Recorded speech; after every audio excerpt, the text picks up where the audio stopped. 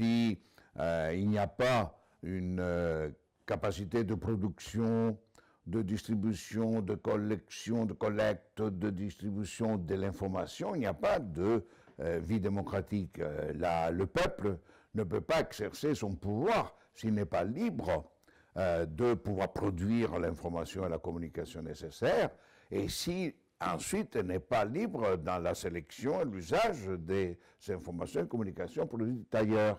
Et démocratie sans information libre, juste, tout le problème dans cette relation, c'est qu'il est rare que l'information soit produite, soit collectée, soit distribuée, soit usée, où tout le monde le font dans la liberté, dans la justice et de l'égalité. Qui signifie la patrimonialisation à titre privé de l'information sur le vivant, a permis aux entreprises agricoles, agrochimie, pharmaceutiques, etc., de concentrer un pouvoir immense. Parce que tout dépend aujourd'hui des brevets qu'on a sur le vivant. Tout. Y compris, par exemple, maintenant, le brevet sur les algorithmes. Qu'est-ce que ça veut dire pour le fait que Apple, Microsoft, toutes ces grandes entreprises d'information et de communication possèdent un pouvoir terrible? Parce qu'on a autorisé la brevetabilité de l'information algorithmique.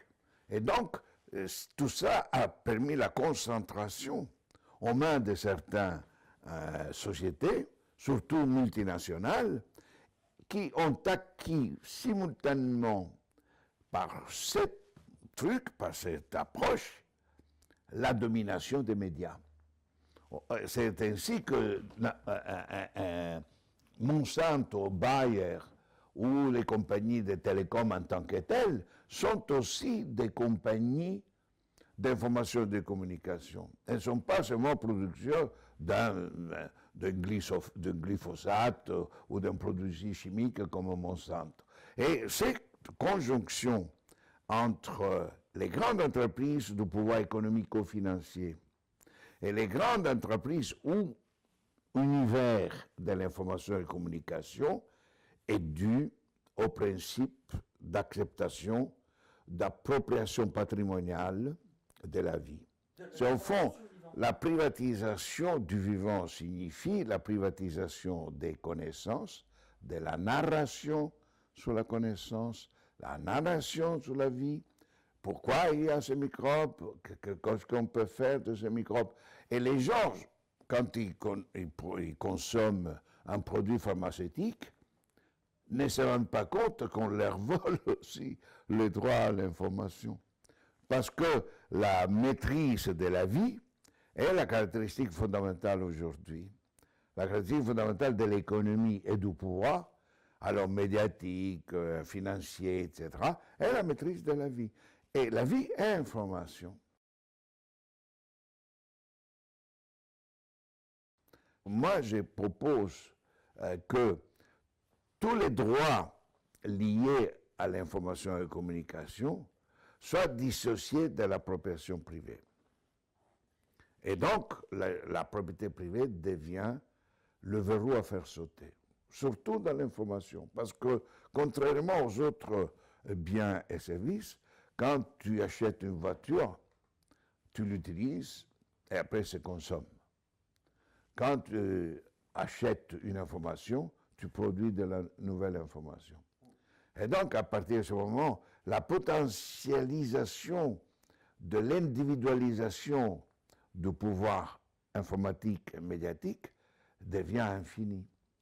Et si on laisse cela aller dans cette direction actuelle, on arrivera à des situations de patrimonialisation privée de tous les systèmes de production de la richesse, et l'information sera partie de ça, de sorte qu'il n'y a plus de véritable démocratie.